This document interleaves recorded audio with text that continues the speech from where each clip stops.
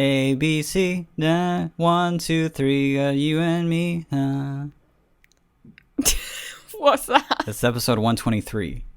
It's episode 123. Yeah. That's true. So I epically what's the word I'm looking for? Recited. Yeah, I gave a rendition. Reinvented. Yeah, okay. That famous Jackson 5 song. All right. Well, Is that a Jackson 5 song? You did a really bad job. Sorry. Okay. All right. And fine. my finger slipped. Oops, my elbow slipped. Boom. And then, sorry, my neck slipped. Right into my fucking crease. It sounds painful. It doesn't feel good, if that's what you're asking. Yeah. Is dabbing supposed to feel good? Because at 30, I gotta say, it hurts my back. I don't know why people would do it if it didn't feel good. I have to assume that it feels a little bit good, but admittedly, I don't see that many 30-year-olds doing it. So, I don't think. Maybe it just feels bad, like spiritually. No, it's my spine. Oh wait, no, it's my, physically. I can't turn my head like I don't turn my head very often like this, and my arms usually they can't go up this high, so like that. But while I'm here, let me just say, welcome to the message. What? Welcome to all the space in between. Yeah. You're listening to Mitch Welling with my co-host Billy Blossom. Did you not get that? If someone plays that on like the half speed slow setting on their podcast, it actually is gonna very perfectly. Let me try it again. Whoa! Wow! Amazing. You're still dabbing. Yeah, my arms are tired. I shouldn't be dabbing still. We did a yoga workout before recording this. And it stretched me out. I never dabbed this way. I don't even know how. Oh my... I don't think my arms move that direction. That looks funny. Doesn't it look funny? Well, it looks funny both ways. No, yeah. I keep telling you that it looks funny both ways. My God, what a podcast. My name is Mitch. Welcome to the show. My name's Billy. What's he doing? I'm guiding you through the... What are you doing? I'm giving you like thumbs up when you're doing the right thing, and then I keep pointing at you when you need to talk. It's so distracting. It's so distracting. It's a You're new just thing waving your arms at me when I talk. Okay, so cut it off. That's what I'm...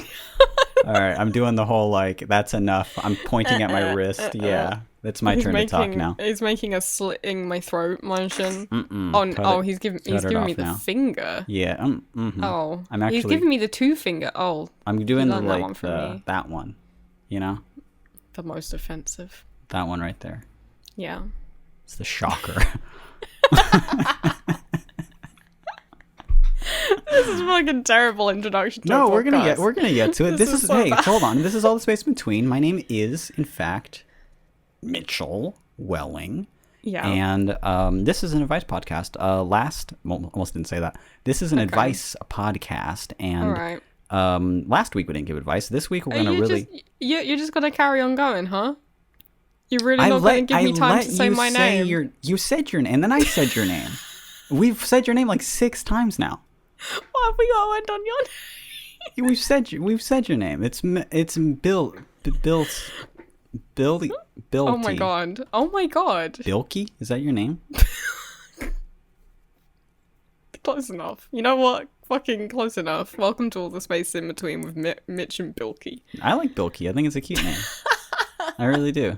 You kind of Milky. Yeah. You strike me as a Bilky. Oh my god. There's a YouTuber called Milky.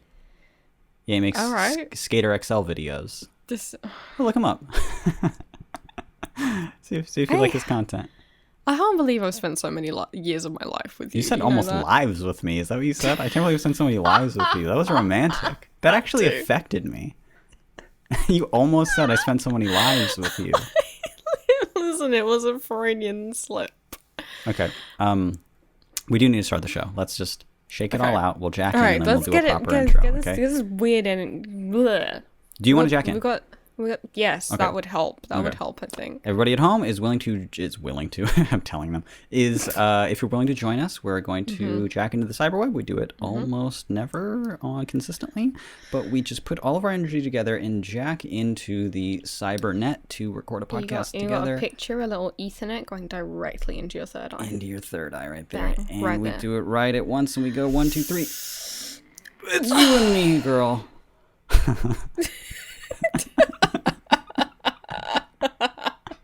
All right, so it didn't get rid of the ridiculous energy. No. Just to clarify, it did. No, I'm kind of on one. This is all the space between. My name is Mitch. Oh my! How many times are you gonna tell I'm them? waiting for you to fucking do your line. I cannot believe you're not doing it. Wait, sometimes you won't do it, and sometimes I'll give you the floor. Say your fucking name. Let me introduce the show. My name is Bilky. Okay. Welcome to our podcast. It's an advice-giving podcast. Oh, If you can believe taking that. it away. If you can believe that such All a right, thing keep would going. happen, that two fools such as us would give you he's giving me thumbs up now. You're doing great. Oh god. Doing fantastic. The thumbs up seems sarcastic is all. It's a bit sarcastic. Yeah, alright, that's what I thought. I'm That's going to what hit I a thought. gong when you talk too much. I'm going to cut you off at a certain Like, point. where Gong! did you get a gong from? You're like, well, I bought it for this occasion, actually. Yeah. It's just out of frame over here. A full-size gong.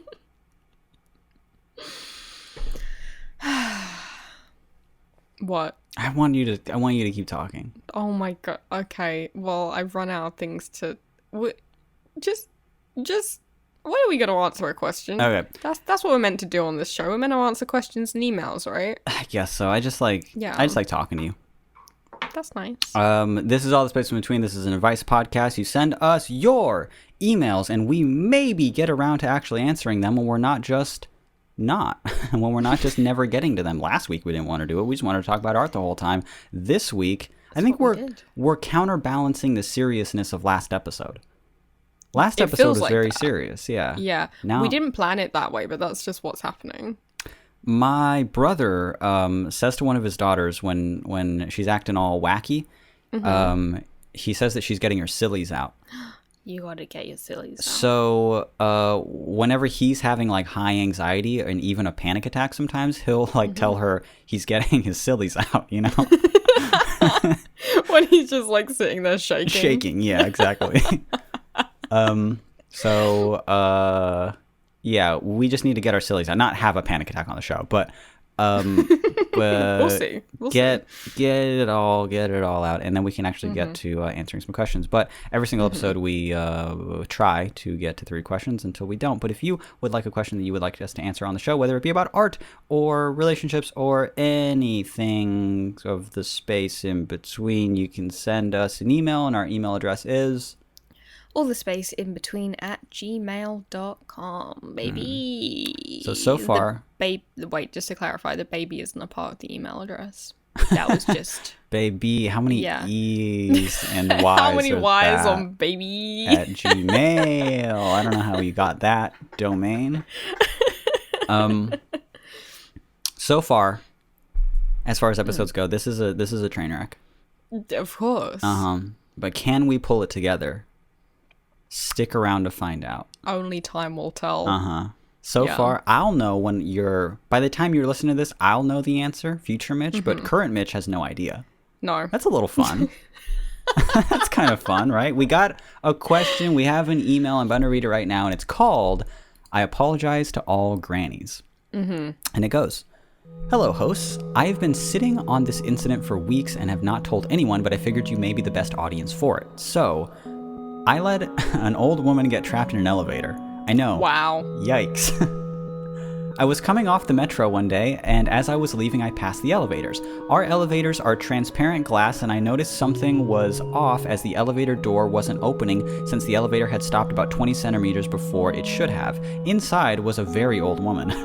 I could see she was starting to panic and hit the assistance call button when, unfortunately, we made eye contact and I walked away.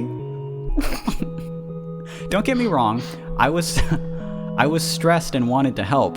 However, I do not speak the local language. Secondly, it's not like I was the only one who would have noticed. It's a main metro station with 3 lines, and the elevator is so centrally located that I know other people were passing and seeing the situation, but I still feel so terrible. We made eye contact. I just didn't think I would be of much help, so I left. Am I going to hell? I passed the elevator this part's funny. I passed the elevator recently, and there was nothing inside, so I know she made it out. I gave it a cursory glance, and I didn't see an old woman on the floor, so yeah. I didn't see a pile of bones. Yeah, there wasn't like a tombstone sitting there, so everything is all Gucci, as they say. But still, I guess I'm not looking for advice. Just tell me that I'm not a terrible person. Sincerely, this person's name. Mm-hmm. All right. Well, let me just say, you said you've been sitting on this incident for weeks, and you passed the elevator recently, and there was nothing inside, so I know she made it out. Oh, that doesn't mean that you know that she made it out. It took her out 3 days after. She could have been in there for a whole week, for all you know. 20 minutes before you got there, they were carrying that pile of bones away. Yeah, they were just kind of sweeping up the old dusty remains of her. Okay, lots to enjoy about this email.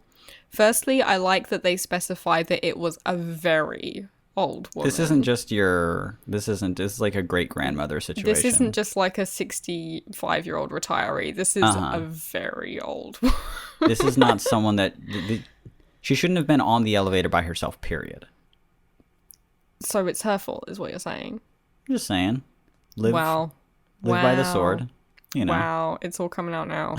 I don't like... Mitch, the victim blamer Welling, strikes again. Don't even make those jokes. Don't even do this to me. Yo, she shouldn't have been riding an elevator alone. I see. Stop. I don't like this. I don't like the bit. I'm asking you. I'm actually... Fuck it. I demand that you stop. He's giving me the thumbs down. I'm going to cut it out. You ever seen Full House? Cut it out. No. All right, so don't even think about what I just said, man. All right, so fuck it, then. Where do you think this person is from? Canada. I think Canada too. They said centimeters. And the person probably speaks French. Did I just make a... I'm going to be real honest with you. I said Canada as a joke.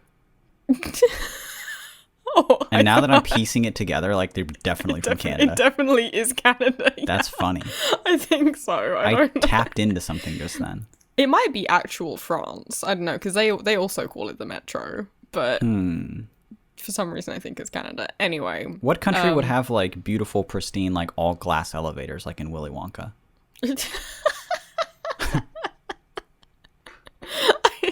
I guess that's set in Britain. It's gotta be. Yeah, but it can't be here. Okay, alright. Do you think they're going to hell for this? I don't really believe in hell, but if there how do I say this without even being mean? Like, if there were a hell, Satan would reserve a special place for you. Yeah. Oh, okay. Yeah, definitely. Right. You should have extended your arm to the old woman and said, "Okay, I'm here for you. Don't be scared." And she wouldn't have understood a word, obviously, because you don't speak the language. So. She'd be shouting, "Let go of my hand," in the language you can't understand. You'd be saying, "You're welcome." Yeah, I am great. Thank you. I don't know. Hero isn't the right word, but if you want to say it, I won't stop you, you old B word. I particularly like the part of the email where they said that the old woman had already started to panic. She was starting to panic and hit the assistance call button. Well, we'll see. You don't know that she was starting to panic. She could have just been, getting her sillies out. That's true. And yeah. I think she was just probably running late for something. So she's like, "Ugh, get me out of here," I don't know. And okay. I have something to say about this question. All right. You remember a few weeks ago I told you that story about, and I hate to bring them up on the podcast, but RuPaul. Yeah. Oh, the one about the drowning man? Yeah. Yeah. One of my favorite RuPaul tales is where they just like prayed for the drowning man. Yeah, RuPaul gave an interview where I guess they have an apartment that overlooks some river. I don't know what river it is, some big American river, and they looked out of their window and they saw that a man had like fallen out of a boat and was drowning in the river. Yeah, didn't they live next to just like the Hudson River or something I like think enormous it was the Hudson, or something? Yeah. And they saw a man drowning from their riverside view apartment. So a beautiful estate, you know, really prime real estate, not cheap to live there. RuPaul looks out of his window, he sees a man drowning. He makes eye contact with this man, and RuPaul's like, well, the first thing I thought was, oh my god, I need to call for help. And then the second thought I had was, no, I need to pray. Yes. In fact, I think like RuPaul said something like, what's the best thing I can do in this situation? Like the most helpful? What's the most helpful thing I can do for this person right now? I'll pray for them. So RuPaul proceeded to not call anyone for help and just sat there and prayed for the guy's fucking drowned in the river, sees it. Oh my god, RuPaul Charles off of television, please. Shit. Oh, he's walking to his telephone. Oh, thank god, I'm gonna be saved. And then drops to their RuPaul knees. just puts the telephone back on the hook, walks over to his crucifix, starts praying. Yeah. Oh fuck. My favorite part of the article was that it had ended with something like RuPaul did not specify like whether or not the man had survived or something. Not the man was okay. Yeah, it was okay or not. And it's like, oh, we don't know how the story ends. What a dark tale. What a dark little person you are. Anyway, this has RuPaul Drowning Man vibes. A little bit. No, it doesn't. No, I don't want to make this person feel bad. Personally, I think what you did was funny. And I totally understand why you did it. Comedy. Mm-hmm. Comedy, great bit. The comedic effect of like making eye contact with someone. So you've already built that connection. You've already built that warmth with them, you know, to show like you're not alone. I'm here with you. And then boom. What do they call that in comedy? It's like a misdirection or something. Yeah. Yeah. And then you just like, you turn away, you walk away, snap. Just like so that. Unexpected. Yeah. And I'm just it's very Curb. It's very Curb Your Enthusiasm, you know? Yeah. It's got that Larry David fucking vibe. Yeah. God. Anyway, no, you're fine. Of course you're fine. Of course. You're in a busy metro station, you know. The button she pressed called for someone, I'm assuming, you know. That person wasn't you. It was someone who knows how to fix that. Like, what the fuck would you have done? You can't talk to her. You can't talk to her. You can't fix the elevator. If there was kind of a bustling sort of environment, I would have been like, someone else here speaks this language, and they're gonna for sure take care of it. Maybe I would have stuck around to sort of make sure, but yeah. But I kind of like that you just kind of turned your back and decided to speed walk in the opposite direction. That's kind of cool. That's epic that you did that. It's not epic. Yeah, like you couldn't see because you had your back turned, but like everybody standing there did the same thing at like the same time. Oh my god. They all turned their backs and started speed walking in different directions. Everyone left. Yeah. And they all thought the same thing. There's someone there. Yeah, someone else is going to do it. Yeah. Someone else will do it. Yeah. I'm sure there's a parable in the Bible about that. Yeah, you walked by like a burning bush as you were just almost sprinting away. I wonder if this means anything. Anyway, no, because what would you have done? You're like, shit, I better run and find a call for help button. She's already got one in there and she's pressed it. Yeah. You're fine. Truthfully, I wouldn't if I'm getting all the sillies out and I'm actually asking what? No, I'm actually answering this honestly.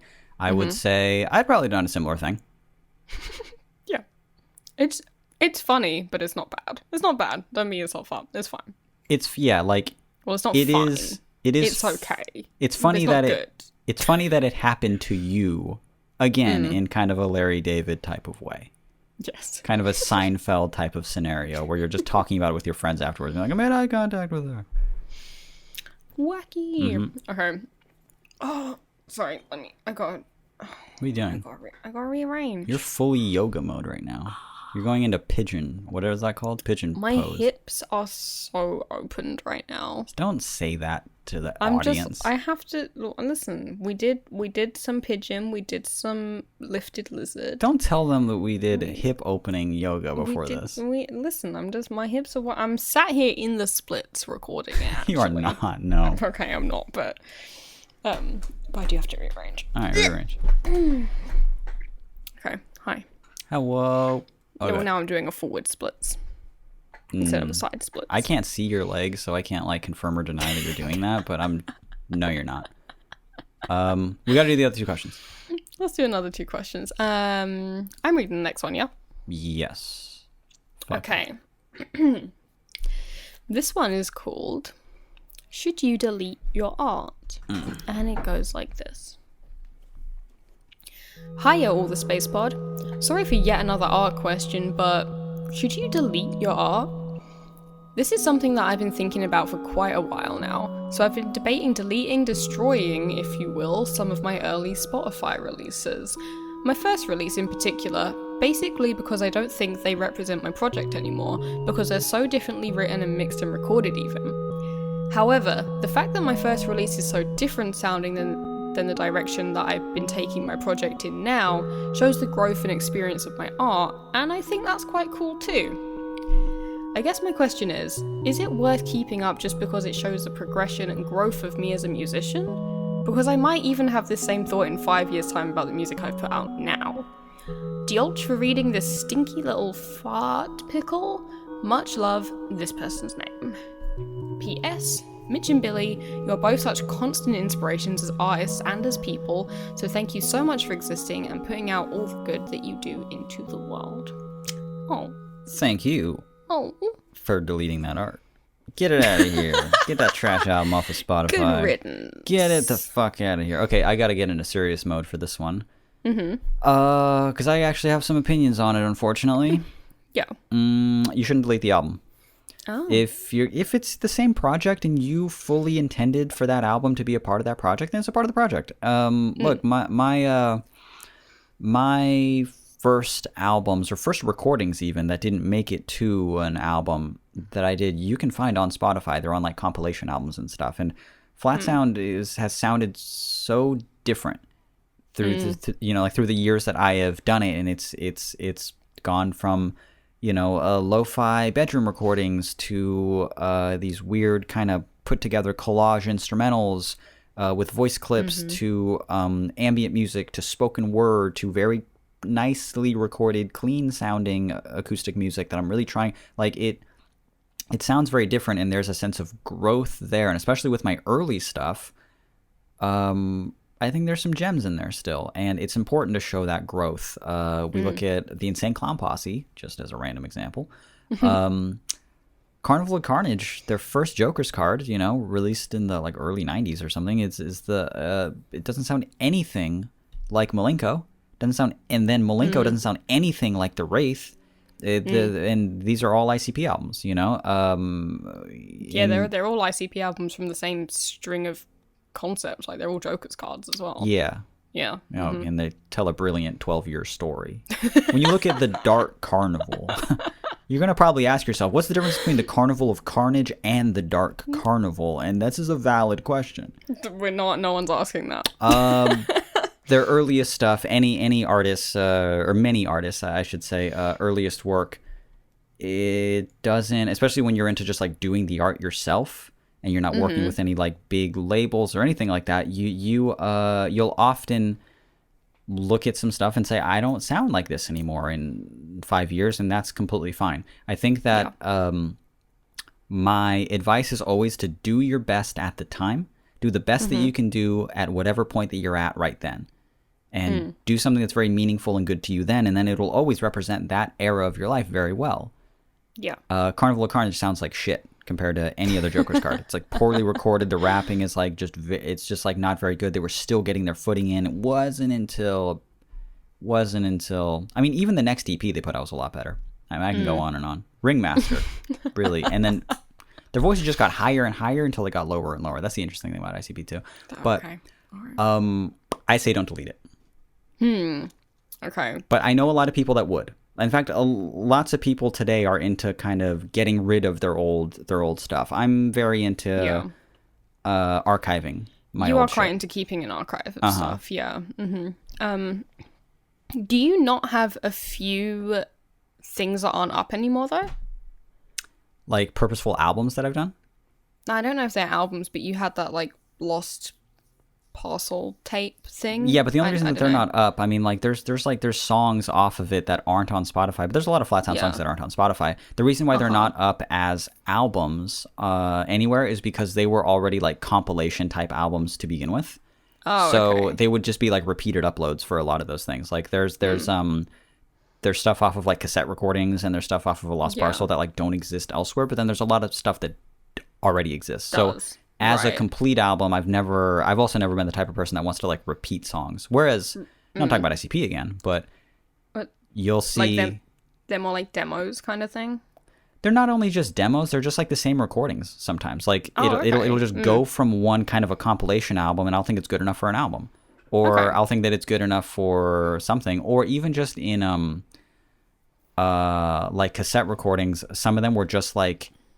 I had, like, mixed those songs onto, like, mono tapes. And then I took the non-tape version and put it on an album. So it's the same recording. It just sounds much, much worse.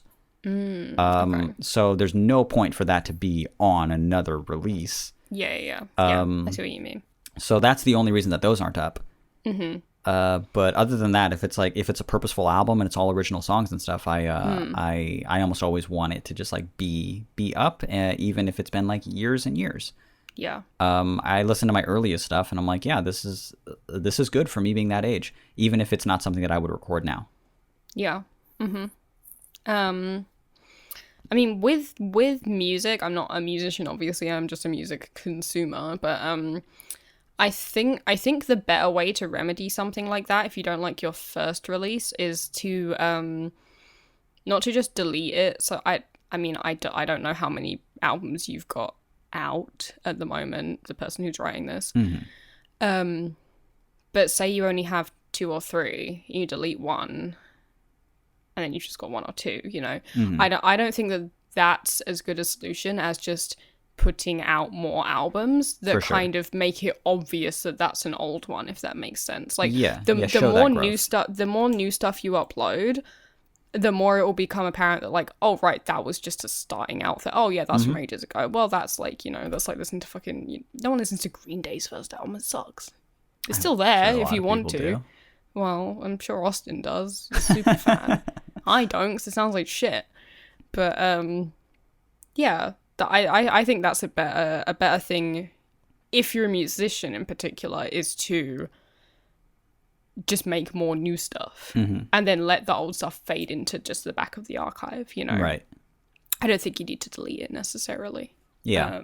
So I would vote for just, like, not deleting it, but again, a lot of artists would. But artists, they sort of, especially younger people, they have a different understanding of their art. They have a different relationship with their art than I do, or that the musicians that, you know, came before me. And they're very into just things like existing and then not, you know, things like, I mean, I'm gonna sound old, but things for young people, it's very common for them to want to have things, even their art, exist like a Instagram story, to be this temporary thing that's there and then it's not. A good example, talking about Instagram, would be, like, the fact that it's so common for young people to delete all of their posts, to archive all of their posts, rather. To archive literally all their posts. So you go to their thing and they'll have like hundreds of followers, occasionally thousands, but they'll have maybe one post. A lot of the time none, but maybe just none, one. sometimes one. Sometimes I mean, it's still weird for me when you just, like, scroll one time and it ends, and I'm like, ugh, what the fuck is this? But I don't get it. I don't understand that. I love the archival aspect. Yeah, honestly. You can scroll. You can go to my Instagram right now and scroll and scroll until your finger gets tired. It goes back. It goes back and back and back to my very first post on that platform. And you see me being, I mean, terrible at taking these shots. Like these are just like, I mean, it was at the time where we were still using like Instagram filters with borders and posting them and oh yeah, toaster effect. And then, yes, exactly. And then my stuff started to all have, the, what is it called? The sort of like a white border at like the top and the bottom. And they were all kind of cropped like that. Or had that aspect ratio, and you could see the different eras of me being on the platform. I like that, even though I think all those posts, after a certain point, all of them are garbage compared to what I think is good now. That's always changing, and I've always been into the idea of keeping that. Young people, not so much now. And I'm not saying they're wrong. I'm just saying I'm different. Yeah. I'm built different. I want to ask my sister about that. I'm built old. I'm built old? I came out of the womb old. Yeah. Ask your sister about it, because I don't understand it at all. I've finally reached that age where I'm just like, don't make sense to me. She's one of those people that she now just has, she only ever has one post. She'll make a new post and delete the old one so that it's still just one. I simply don't understand. And all her friends are the same. I just don't get, because usually when young people do something, even if it's something I wouldn't do, I can see like the benefit or why it's cool. And I literally just don't know what the benefit is or why it's cool. No, me neither. Isn't the idea of like having a nice looking feed, isn't that much better? I think maybe it's a bit try hard. Oh. Maybe. Oh, it's like, okay. So the cooler thing is to not care. I think the cooler thing is to like appear like, I think this is just my inkling. I think that the cooler thing now is to appear like, oh, I don't even like care about, I'm not really even on here. Like I've only got one post up. Like, well, that I instantly understand. But it's fake because you do care, because you're of course it manually is. Going in there and archiving things. It's like more effort to just like, you know, I think a cooler like not caring older person thing is like when you're like in your 30s and you're like still artistic, but you're, you know, this doesn't apply to me because I'll actually just like look at stuff and be like, I want my feed to look like this. That's just who I am. It's who I've been for years and years. But I like musicians that I follow that don't have like a lot of followers, and they're just like maybe in their late 20s, early 30s, and they're just very into just like normcore shit. And they're just taking their stuff, no filters, no anything, just random shots. And it's just like, that gives more of a vibe of I don't care. And I'm just kind of using the platform as it's intended. I'm even like taking pictures from it, which is like that's a concept for me. Taking a picture from Instagram and posting it, not like on your story, like on your feed. Holy shit. That's like blowing my mind right now. Yeah. I don't think I've ever done that. I've definitely have done it, but like way early. If you just scroll really far back, you know, they're just like, I would just snap a shot, throw a filter on it, throw a border on it, put it up and just be like, I'm on Instagram, baby. Well, the first like 6 months or so that I had Instagram, I was like, I gotta get Instagram because everyone's got Instagram. But unfortunately, I didn't. I still just had a phone with like a T9 pad on it. Oh yeah. Like no internet access, not a touch screen, just a fucking brick. So I had to download an Android phone emulator onto my laptop. Oh, and yeah, then you make told an me you were doing Instagram that. account from there. And then And that's it how I would worked? post things. Yeah, it worked. But like you can like upload photos from your computer? Yeah. That's pretty cool. I wish I could do that like currently on Instagram through like the desktop version, you know? Well, you can if you download an emulator, but not from the desktop version, no. I want to do it from the desktop version and just like post like already edited photos that are just like promo things from my work computer. That'd be really cool. They do not allow that. They should allow that. They said no. That would be too good of a user experience. Anyway, we started talking about social media, and this question was about art. Oh yeah, what the fuck are they talking about? It ties in, because we were talking about deleting stuff. Oh, don't delete your thing. Or do. Yeah. It doesn't matter. Or do if you're young, yeah. Well, I had one more thing to add to the actual question, which was like, obviously, this person makes music and releases it on Spotify. So mostly everything we were saying was pertinent to music. And I do think that when it comes to music in particular, I think it's better to leave stuff up and just create a back catalogue. When it comes to, however, something like what I do, like photography, I do not think that is the correct thing to do at all. I have certain projects on my website that are older. Like, I've got some that are from, I think the oldest one's from like 2014. But I had a separate photography website before this one, and essentially none of the photos made it over to my new website. Because I was just like, I've just A, got better at taking photos, B, moved kind of into a different format. Like, I was mostly doing digital on my old website. Now pretty much mostly everything I do is film.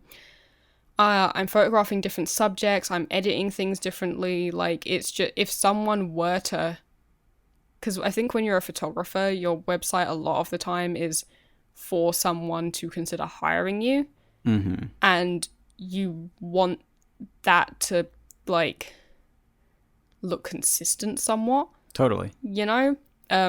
When someone looks at your Spotify, there's no way for someone to kind of listen to all of your songs at the same time and go, oh, this isn't very consistent, you know? Whereas with photography, they can kind of just look at a big grid of it and go like, well, this kind of doesn't match. Like, what are all these? This looks like 5 different photographers because it's taken off like a 10-year span or something, you know? So I think it's good to prune stuff off that's not relevant or pertinent anymore if you're a visual artist. And I think less is more a lot of the time, which is advice that I should take myself, because I've got too many pages on my website and I don't update them all and it's just a mess. But a lot of my favorite photographer websites are much more pruned back. And they're just like, here's my most recent and impressive work that's pertinent to what I'm doing now and represents what I want to do. And you don't really need to see like these shit commercial shots that I took 8 years ago, you know? So when it comes to visual stuff, I'd be much more lenient with deleting shit from the public view. I was going to draw I was going to make a comparison. I'm not sure it holds much water, but in the moment, it felt very nice. When you were saying you had this stuff on a different website, and pretty much none of it transferred over to this new thing that you're doing, would you say to an extent that that would be like starting a new band?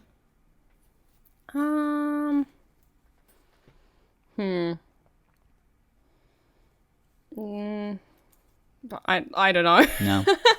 Maybe. But I do agree with you that it's more important for visual stuff to like prune, to edit, to take away.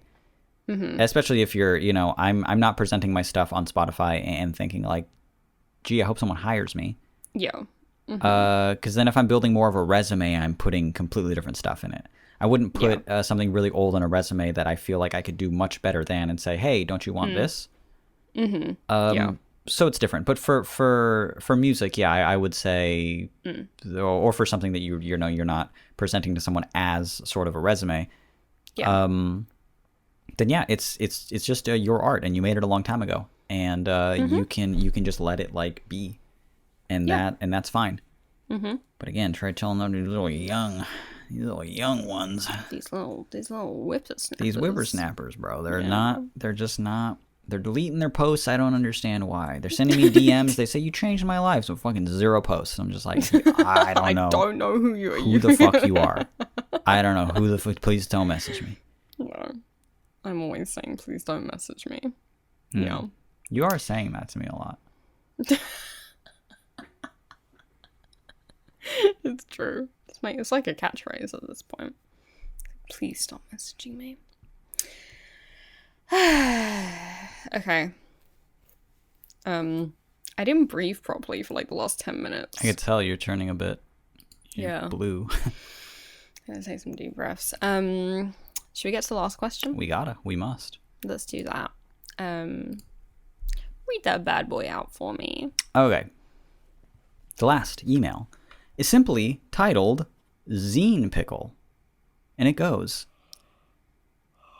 hey there. I really enjoyed your latest podcast episode about art and calling yourself an artist. I was hoping to hear more of Billy's thoughts, especially about zine making. I'm a visual artist and want to start putting out collage zines. Can you talk a bit about the early stages of creating the zines we get monthly? Thanks again for all the advice. I really love the podcast and the art you both create. Wow. So. Cool. Well. Look what the cat dragged in. Billy's opinion, but I someone wants to know what I think. Yeah, you should have started that way smoother. If you're gonna take the floor, this better not be a sign of things to come. Listen to me, you have 5 minutes. You better wow me. We're starting the timer. We started the timer when I started reading. Oh my god. And I'm not good at reading. So, everybody wants to know, Billy. Me included. Okay. I need to know more about the zine shit because last night, Brooke and I helped you wrap up your latest zine. You did. And it's gorgeous. Granted, it's about us. And it's beautiful. And it's really touching. And it's so good that I was like, you should not limit this just to your Patreon. You should like print copies and actually sell this one. This one is fucking fantastic. Really, really great. Wow. Thank you. Thank you. I was really moved by it. I think that the editing, the photographs, the writing, it's all so good. So yeah, let's talk about zine making for a little bit. Thank you. Yeah, we were up till it was 5 a.m. my time. We spent like a good 5 hours. Like the zine was like 90% done, and I was just like, I need just a second pair of eyeballs for like editing like some of the writing and just like some second opinions on like some ordering of stuff, and that really just polished it to a high shine, and it's just I love it. I love it now. I'm so proud about the last one. Yeah. I did order over the amount of what I needed, so I will actually have some for sale after I get all the ones to my patrons out. So that's good. That's very nice. good. But this person is a patron. I looked up their name, and they've been a patron of mine since like October. So they've got a few of the zines, and sorry, I'm really out of breath. It's okay. Yeah, they've got a few of the zines, I know. So I mean, it's kind of an open-ended question, though. They're just like, can you talk about the early stages of creating the zines? Like, each zine that I make usually comes about in a kind of different way, depending. Like, so, for example, I've got like a long Word document that's got a lot of kind of half-formed ideas that I'll just jot down. I'm like, this could be a thing. This word could be a title, and it can tie into these feelings or this old bit of writing that I did or something like that, you know? And then I'll think of images that could go along with that. Or sometimes it'll be the other way around, and I will have just spent, you know, that last month taking some images and been like, I want to write about these. And it will go completely backwards ways around, and I'll take the images, then I'll write about them, and then literally the very last thing that I'll do a lot of the time is title it. So sometimes it starts with the title and grows from there. Sometimes it starts with the photos and goes completely backwards. There's so many parallels here in that and like writing a song or an album, you know? There's like lots and lots of parallels there from sometimes it grows from a title you already have, but many times, at least for me, it'll just the title is the last thing you do. It's the or sometimes you start with an instrumental and write words to it. Sometimes you have words that you have this thing that you want to say already, and you create the instrumental after that. I just love seeing the parallels in our work. Is cool to me. That is very similar. Yeah, yeah, I hadn't thought that. That's cool. But yeah, I think with zine making in particular, right? Because I've done things that are just photo series, you know, it's just a series of photos and it's designed to either be in an exhibition or in like an online gallery or something. And that's a project by itself. It's got maybe a short blurb and it's a series of photos mostly.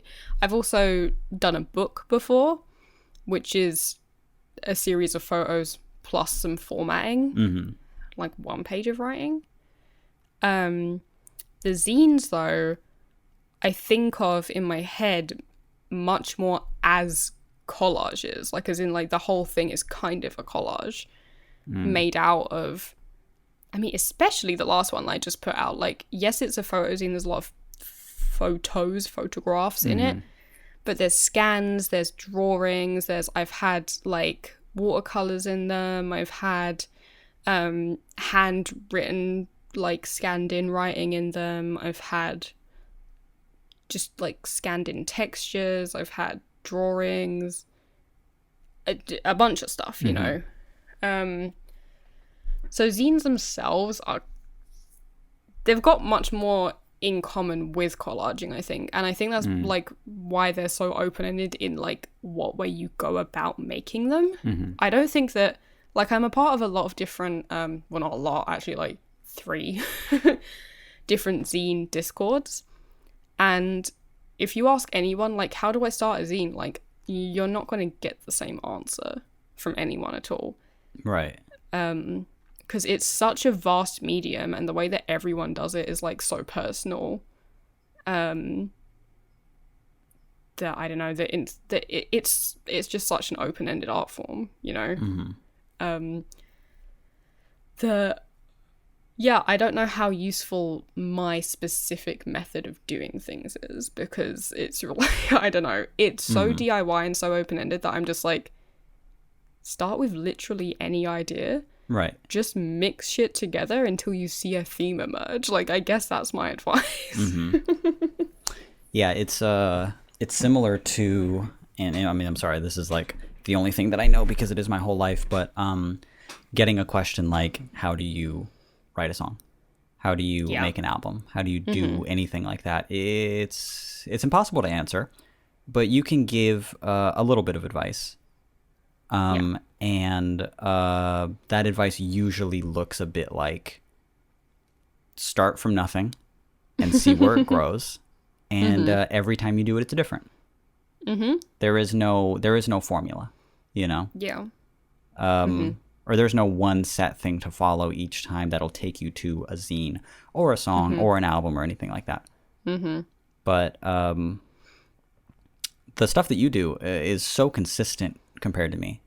It's so like you'll put out a stuff like, you know, a whole zine one month, and the next month people are getting another zine, the next month people are getting another zine. And you don't do it every single month, but they're close to monthly. It's more like every other month now, but yeah, occasionally when I'm feeling extra productive, it'll be monthly, but it's usually every other. Yeah. Right. I don't do that. A newsletter is like much less effort than a zine, and I'll do one every however many months, you know?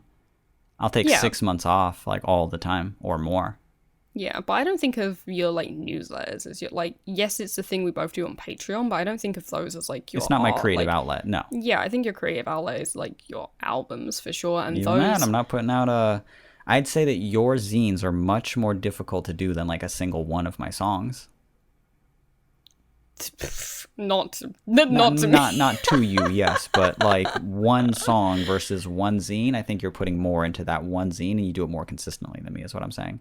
You know, Maybe I have this giant back catalog and stuff, but and yes, I'm more busy now, but yeah, you're passionate about what you do, and it shows. Thank you. You know, thank you. And again, this latest zine is so good. It's just so, and I'm not just saying that because it's like about us and it's very romantic. It is about us. It's very cute. What's it called again? Did you keep the title 1 year?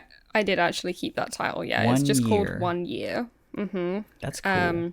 Yeah, and I made it last month in May 2021 because that marked 1 year since I'd last seen you, which was May 2020. Wow. Which is insane to So think depressing. about. It's such a wacky situation to be in with like so many conflicting feelings. I was like, that's perfect fertile ground for a long zine to be made on it. It's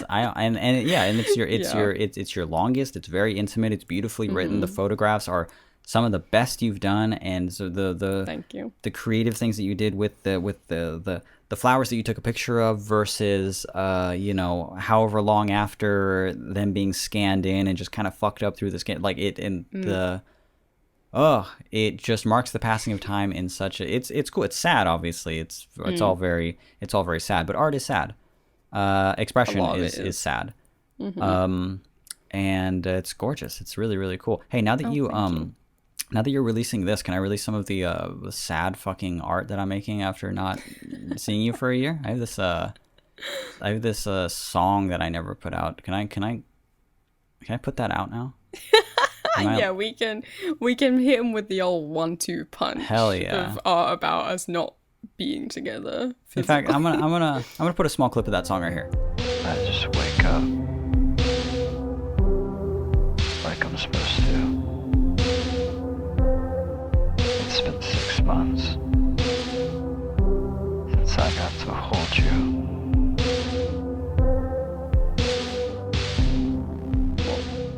Yeah, maybe I'll release that. Whoa. Maybe I won't. Who knows? I'm bad at this. Piece. This is what I just said. You're consistent. I'm not. Listen to the song while you read the zine. Maybe. Just cry for a relationship.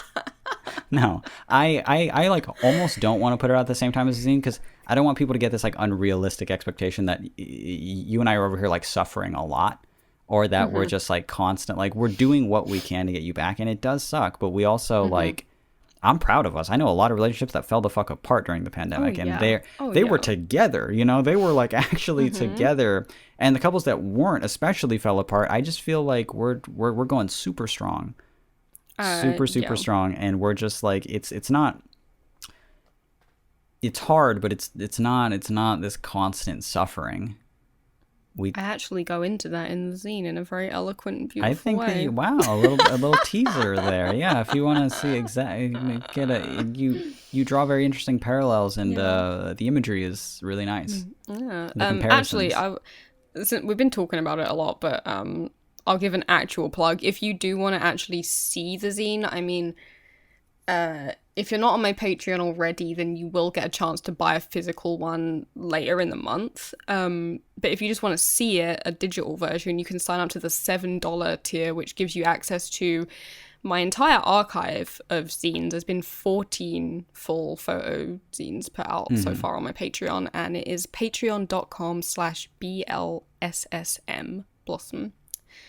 $7, and you can see 14 zines. That's 50 cents per zine. What do you know? Including the one that we're talking about now. So, patreon.com/BLSSM to sign up. What tier again do they have to be on to read the? That is the $7. It's called the PDF tier. The PDF tier. That alone is pretty worth getting, just to read through all you're doing, because I've only ever seen it in a PDF thus far. You know, it's not printed yet.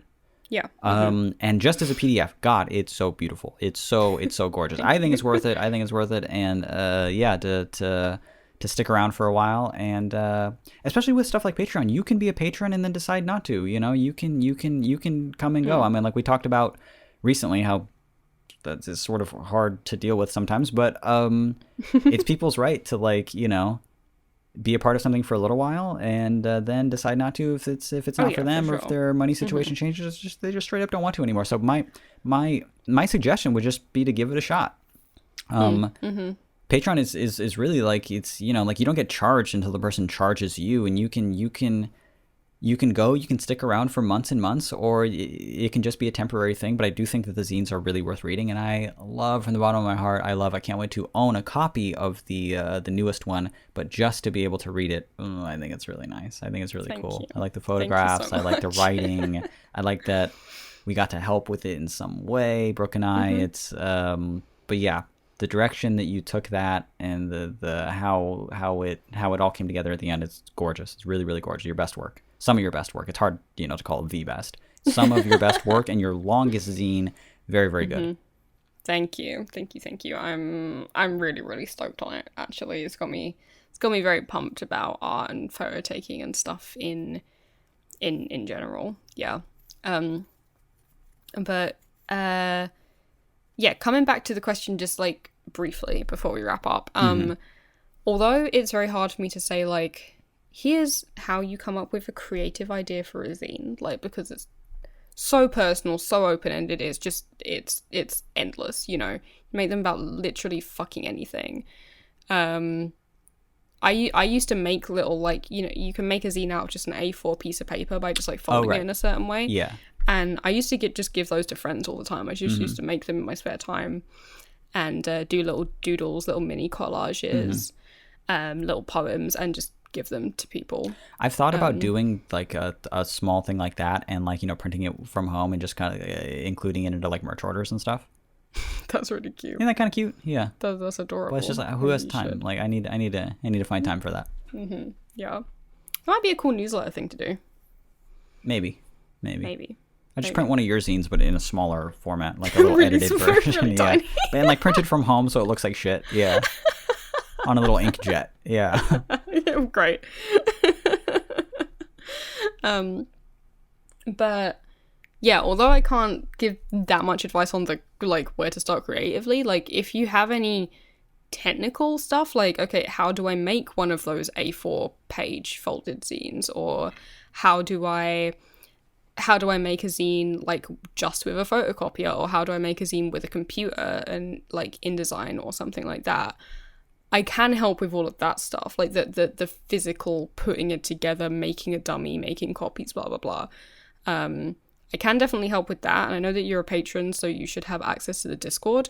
You can ask me in there, or honestly, you can just at me on Twitter if anyone's listening and is interested and they're not in the Discord, like, and I'll just drop you some links to helpful resources, because there's a lot out there. The zine community is very for information sharing and stuff like that, you know. So yeah, it's good, and it's a very fun thing to get into. So I think my main advice is just make some for fun as practice, I think. Yeah. That's beautiful. I love the community. I love the helping each other out. If you have any questions about like song mixing or songwriting or anything like that, don't come to me. Don't message me. Don't at me. Don't message me. Don't at me in the Discord or anything like that. I won't see it. Like that's just the reality of it. I won't see it, and all the things that you're asking can be looked up on YouTube then be answered by a person who knows way more about compression settings than I do. So that's my little thing there. But by all means, at Billy. That's so valid. Because you are a wealth of knowledge, and me, I'm just gonna be like, I just kind of do it, and then I don't know anything about, like, you're like better off asking just like watching a random YouTube video. I mean, that's what I do, you know? I'll just like make you do a YouTube video being like, yeah, this taught me about phasing, you know? I love that you learned about phasing this year. I learned more about it this year. I like knew of it, that it could be a problem, but then when I like I don't even want to talk about my setup right now. I got these Atom audio fucking monitors right now that are next. I'm touching them right now. They're too big for the room. Yeah, have we talked about at all that I've gone insane? I know. Absolutely ham. I don't think we've mentioned that. My desk is ridiculous right now. I moved everything. I'm touching the speakers still. The way these have me and Mitch do this ribbon podcast. tweeters. Oh my god, we talk on cam when we're recording this podcast, and I'm looking at him now from a completely different angle than I usually am, because he went on a mad one and completely rearranged his whole office, pretty much just so it would sound better. Listen to this right here. Yeah. That's how dead that sounds. Nothing is bouncing off, and I don't even have the panels up yet. I got these like nice, like, I had to get, because I'm me, I was like, I don't want them to just be out of fiberglass, these acoustic panels, so I got these like nice panels, but they're made of like cotton on the inside, so that I'm getting them like made. So I'm gonna go up here, and I'm still thinking about some bass traps in the corner, and I got this little like blackout curtain behind me, because now how everything is set up, I'm pushed up against this wall, so directly behind me is like a closet with a sliding a big floor-to-ceiling mirror. Yeah. That takes up that whole wall. That's problematic. If these speakers are going to be facing it, then those frequencies are going to bounce off, hit my ears again. So I got a curtain, installed it there, so now I can just close that curtain, and now it sounds like way more dead in here. I closed Mitchell that. Welling I closed this. Is so committed to the sound quality of his office that he actually held up a drill in his feeble little artist hands and installed really a curtain rail. I put up a curtain rail last week. Yeah, he put up a curtain rail. I got on a stepping stool and a little stepping ladder, and I put up a curtain rail. And you know what? I fucked it up like 4 times. Like, it all looked good. It totally wasn't my fault, though. Like, I was drilling through a thing, and I was like, there's no room in this drywall. There's, like, no room in it at all. And I kept trying to drill through it. I go, it feels like I'm drilling through, like, metal. I was probably, like, drilling through just, like, a really important, like, electrical box that was just going to, like, just completely destroy the power to this whole block or something, you know? But I kept trying to do it, and I kept having to move it further and further away. So now there's, like, 6 holes up there that I have to...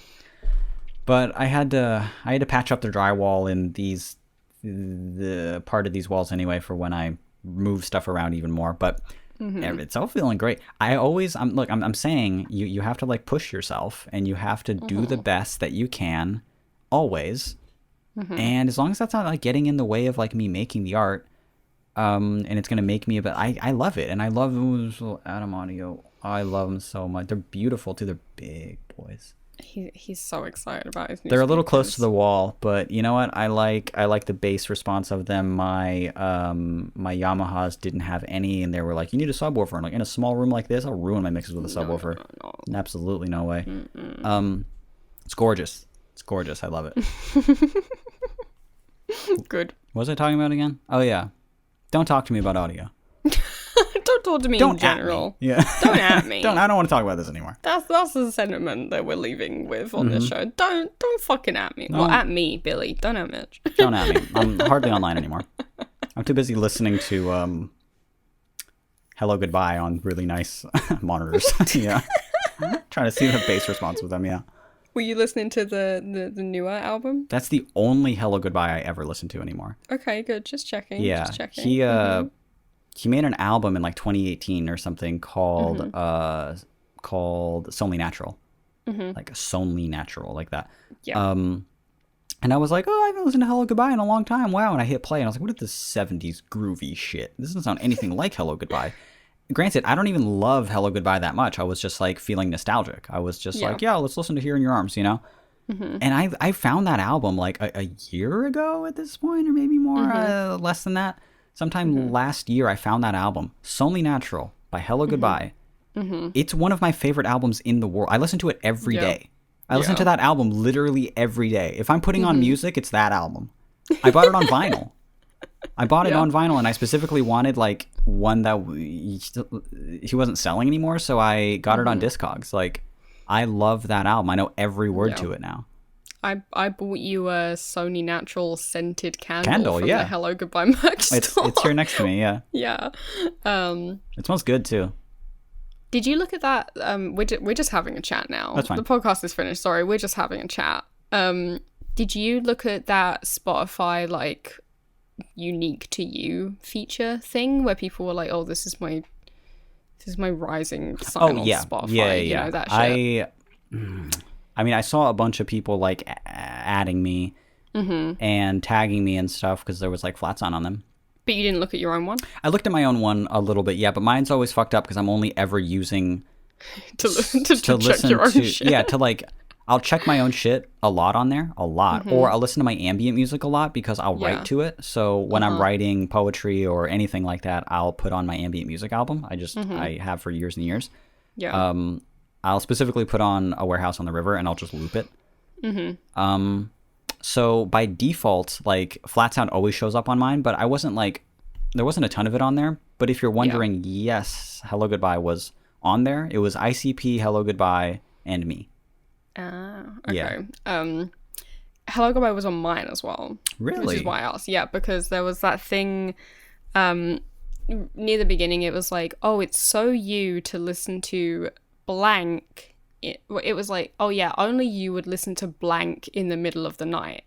And it was like, only you, Billy, would listen to that love song from the album. Closer by Hello Goodbye in the middle of the night. And I was like, what a sad... I don't know, because I do remember when you first sent me that song, I would just like sit there in the dark and just listen to it like, Closer by Hello Goodbye. Wow. That I would love and to... it came up on my thing.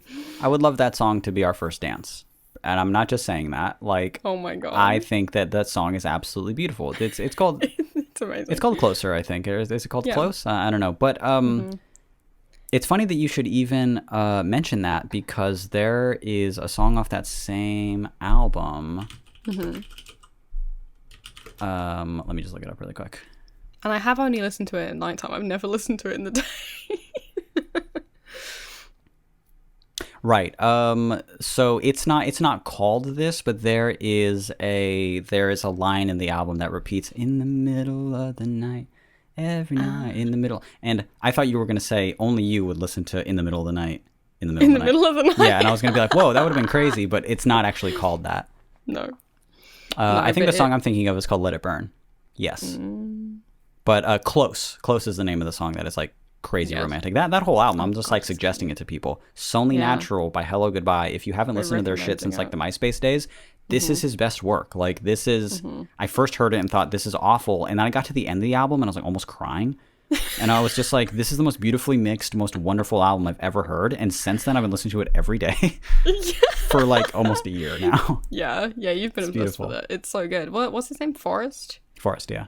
Beautiful man, beautiful product. Love it. Absolutely. Yeah. He's like only like slightly older than me. He's like in his 30s a good bit, I think. And I'd love to just like be on that trajectory. Like, because I think he like sends out his own merch too. He does, yeah. When I ordered something, it was like gives you like a personalized email. It's like, this is a band run store and blah blah, and they send out everything like personally, and they send you a bunch of free shit as well. A lot of free shit too. Yeah, I think it's because I left a note, maybe, or maybe they just do that for everyone. I don't know. Maybe, but does that answer your question? Hello Goodbye rules still.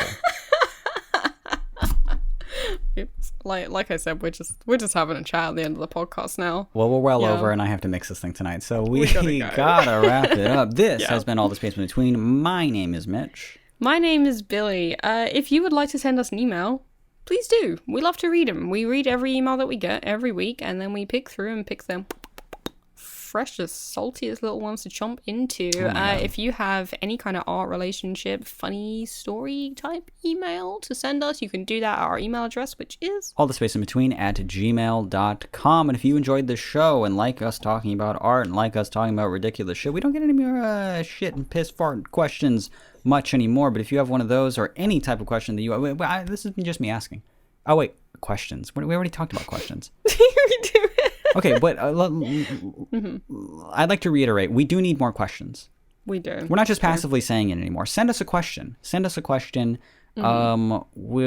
was slim pickings recently, and I don't like that. It scares me. It strikes fear into me. You need to get your sillies out. You need to send us questions. If you need to get your sillies out, you should send us an email. Please do it. Consider sending us an email, telling your friends about the show. If you did enjoy the show and you would like other people to listen to the show and also enjoy the show along with you, hey, it could even be something you talk about with your friends. Tell them about the show. Tell them that they could search All the Space in Between wherever podcasts are found. Tell them about a specific episode that you like or anything like that. Tell them about an episode you heard recently you want them to hear too because you'd like to talk about it with them. Just help with the growth of this podcast. We would really appreciate it. And if you would like to send them to one convenient location, we do have a website, and our website is smallhog.com. Is it? God, it's still Small Hog. Okay. Yeah, smallhog.com. is still, I totally forgot about that. Yeah, if you go to smallhog. I can't believe it. I spent money on that. Smallhog.com. Try it. There it is. That's still a picture of a small hog. And then when you click it, it does redirect to our real website, which is allthespaceinbetween.com. Okay. Small. I can't believe that feels like a distant memory that I did that. But yeah, because I've been like moving shit around. I've been doing like a bunch of other stuff. I was so bored that I bought a website, spent money. And then I had to, you know what's funny? I was like, it's only $1 a month. It's $12 a year. This is crazy. I forgot about like server space. I had to also buy a website, like not just a domain. I bought a domain. I didn't buy a website. So now I'm paying like not in a year. I don't want to do this anymore. But for now, you can go to smallhog.com. I'll still hold on to the domain because it's prime real estate. But as a site, I don't know if I could do this anymore. Smallhog.com or allthespaceinbetween.com. New episodes every Monday. Thank you guys so much for listening. Love you. Bye. Bye-bye. You love them. That's cute.